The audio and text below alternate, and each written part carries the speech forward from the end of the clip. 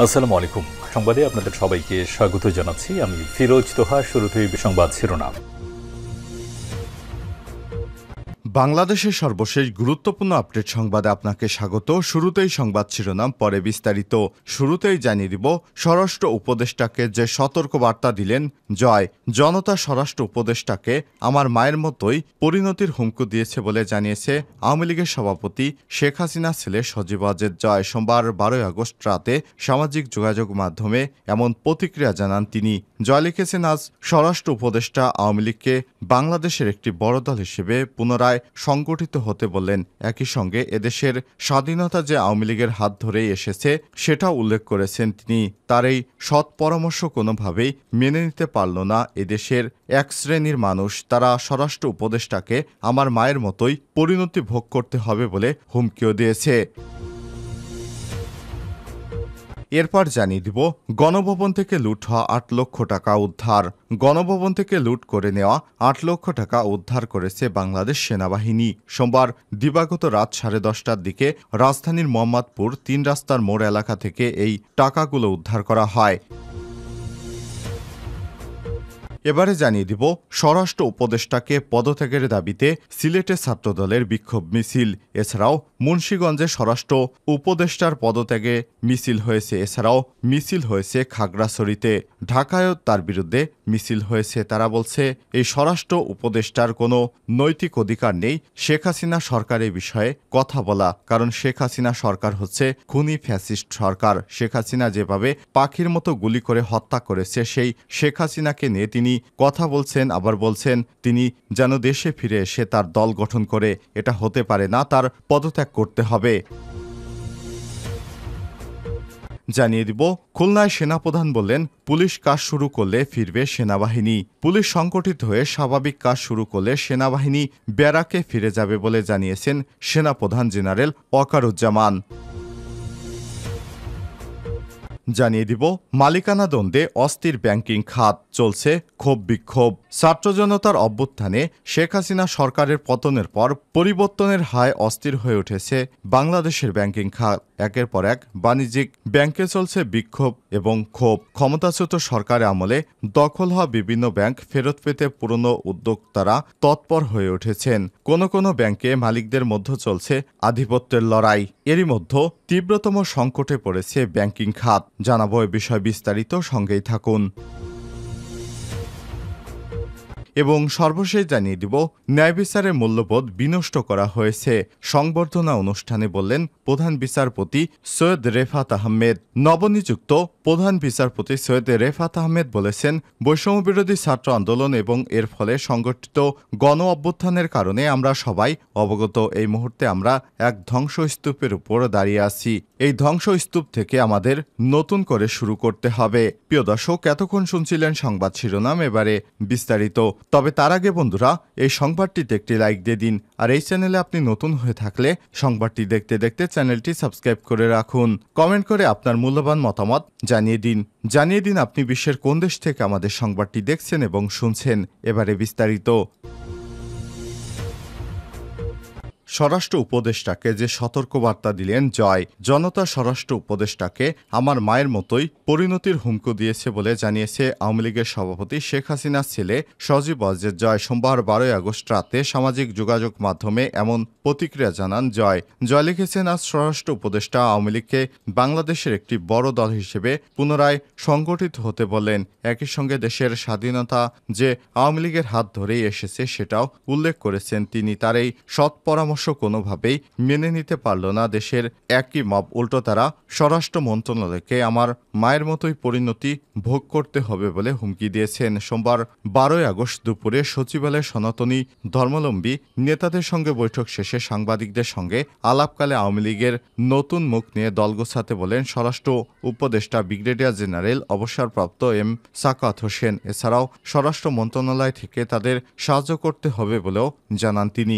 একই দিন বিকেলে ঢাকা বিশ্ববিদ্যালয়ের সন্ত্রাসী বিরোধী রাজু ভাস্কর্যের পাদদেশে আয়োজিত এক সমাবেশে স্বরাষ্ট্র উপদেষ্টা এমন বক্তব্যের প্রতিক্রিয়ায় বৈষম্যবিরোধী ছাত্র আন্দোলনের সমন্বয়ক হাসনাত আবদুল্লাহ বলেন, আমরা উপদেষ্টাদের মনে করিয়ে দিতে চাই, ছাত্র জনতার অভ্যুত্থানের মাধ্যমে আপনারা উপদেষ্টা হয়েছেন। আপনারা বক্তব্য দেওয়ার আগে 5ই আগস্টের গণভবনের চিত্র মনে রাখবেন। খুনিদের পুনর্বাসনের বিষয়ে সতর্ক করে দিতে চাই, আমরা যেভাবে স্বৈরাচারকে ক্ষমতায় থেকে নামিয়েছি ঠিক একইভাবে স্বৈরাচার পুনর্বাসনের চেষ্টাকারীদেরও নামাতে সময় লাগবে না। গণভবন থেকে লুট হওয়া 8 লক্ষ টাকা উদ্ধার। গণভবন থেকে লুটপাট করে নেওয়া 8 লক্ষ টাকা উদ্ধার করেছে বাংলাদেশ সেনাবাহিনী। সোমবার দিবাগত রাত 10টার দিকে রাজধানীর মোহাম্মদপুর 3 রাস্তার মোড় এলাকা থেকে এই টাকা উদ্ধার করা হয়েছে। প্রত্যক্ষদর্শীরা জানিয়েছে, রাত 10:30টার দিকে এক লোক সেনাবাহিনীকে খবর দিয়ে বলে যে তার বাসার পাশে একটি ব্যাগে 8 লক্ষ টাকা পাওয়া গেছে। এ সময় আমরা ঘটনাস্থলে গিয়ে জানতে পারি একজন গণভবন থেকে টাকাগুলো নিয়ে এসেছিল। পরে সে ভয়ে টাকাগুলো রেখে পালিয়ে গেছে। তার স্বজনেরা জানিয়েছে, সেনাবাহিনীকে কল করে জানায়। পরে স্থানীয়রা দায়িত্বরত সেনাবাহিনীকে টহল টিমকে মোবাইল ফোনে জানালে তারা ঘটনাস্থলে এসে স্থানীয় গণ্যমান্য কয়েকজন ব্যক্তির উপস্থিতিতে টাকাগুলো বুঝে নেয়। এই ঘটনায় মোহাম্মদপুর এলাকায় টহল টিমের দায়িত্বে থাকা সেনাবাহিনীর ক্যাপ্টেন সাদির জানান, আমরা খবর পেয়ে ঘটনাস্থলে গিয়ে দেখি 8 লক্ষ টাকা উদ্ধার করি। পরে সেগুলো স্থানীয় গণমাধ্যম এবং গণ্যমান্য কয়েকজন ব্যক্তির উপস্থিতিতে টাকাগুলো আমরা বুঝে নেই। স্বরাষ্ট্র উপদেষ্টার পদত্যাগের দাবিতে সিলেটে ছাত্রদলের বিক্ষোভ মিছিল। অন্তর্বর্তীকালীন সরকারের স্বরাষ্ট্র উপদেষ্টা ব্রিগেডিয়ার জেনারেল অবসরপ্রাপ্ত এম সাকাত হোসেনের পদত্যাগের দাবিতে সিলেটে বিক্ষোভ মিছিল করেছে জেলা এবং মহানগর ছাত্রদল। এর আগে ঢাকা বিশ্ববিদ্যালয়েও তার পদত্যাগের দাবি তোলা হয়। মুন্সিগঞ্জে স্বরাষ্ট্র উপদেষ্টার পদত্যাগের দাবিতে বিক্ষোভ মিছিল হয়েছে। স্বরাষ্ট্র উপদেষ্টার পদত্যাগের দাবিতে খাগড়াছড়ি জেলায় বিক্ষোভ মিছিল হয়েছে। এছাড়াও দেশের বিভিন্ন জায়গায় বিক্ষোভ মিছিল হয়েছে। সোমবার 12 আগস্ট রাতে বিক্ষোভ মিছিলটি নগরীর কোর্ট পয়েন্ট থেকে শুরু করে চৌহাট্টা পয়েন্টে গিয়ে সংক্ষিপ্ত সমাবেশের মধ্য দিয়ে শেষ হয়। স্বরাষ্ট্র উপদেষ্টা আওয়ামী লীগকে দল গোছাতে বলায় সমাবেশ থেকে তার পদত্যাগের দাবি তোলেন ছাত্রদলের নেতারা। এ সময় সাবেক প্রধানমন্ত্রী শেখ হাসিনার বিচারের দাবিও জানান নেতাকর্মীরা। বিক্ষোভ মিছিলে উপস্থিত ছিলেন জেলা ছাত্রদলের ভারপ্রাপ্ত সভাপতি জুবের আহমেদ, সাধারণ সম্পাদক দেলার হোসেন দিনার, মহানগর ছাত্রদলের সাধারণ সম্পাদক ফজলে রাব্বি আহসান, আব্দুল সালাম টিপু, সহসভাপতি কামরান আহমেদ, জুয়েল আহমেদ, কৃষ্ণ ঘোষ, এনামুল কবির চৌধুরী, সোহেল সহ বিভিন্ন নেতারা। তারা বলেন, ব্রিগেডিয়ার জেনারেল অবসরপ্রাপ্ত সাখাওয়াত হোসেন বলেছেন, আওয়ামী লীগকে কেউ নিষিদ্ধ করেনি, দল গুছিয়ে আসেন, নতুন মুখ নিয়ে আসেন, নতুন অঙ্গীকার নিয়ে আসেন। আর হুটহাট রাজনৈতিক দল সিদ্ধান্ত করার প্র্যাকটিস ভালো না। খুলনায় সেনাপ্রধান বললেন, পুলিশ কাজ শুরু করলেই ফিরবে সেনাবাহিনী। পুলিশ সংগঠিত হয়ে স্বাভাবিক কাজকর্ম শুরু করলে সেনাবাহিনী ব্যারাকে ফেরত যাবে বলে জানিয়েছেন সেনাবাহিনীর প্রধান জেনারেল ওয়াকারুজ্জামান।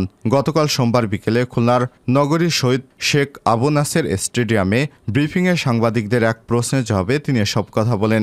সেনাপ্রধান বলেন, দেশের আইনশৃঙ্খলা পরিস্থিতির উন্নতি আশাব্যঞ্জক। পরিস্থিতির আরও উন্নতি হলে নিয়মিত সেনাবাহিনী সন্ত্রাস দমনে তাদের অভিযান পরিচালনা করবে। এ সময় তিনি সব ধরনের সহিংসতা পরিহার করার আহ্বান জানান। এর আগে তিনি খুলনা বিভাগে কর্মরত সেনাবাহিনীর সদস্যদের উদ্দেশ্যে দিক নির্দেশনা দেন। পরে খুলনার বিভাগীয় প্রশাসন, জেলা প্রশাসন, ডিআইজি, কেএমপি কমিশনার সহ ঊর্ধ্বতন সরকারি কর্মকর্তাদের সঙ্গে বৈঠক করেন।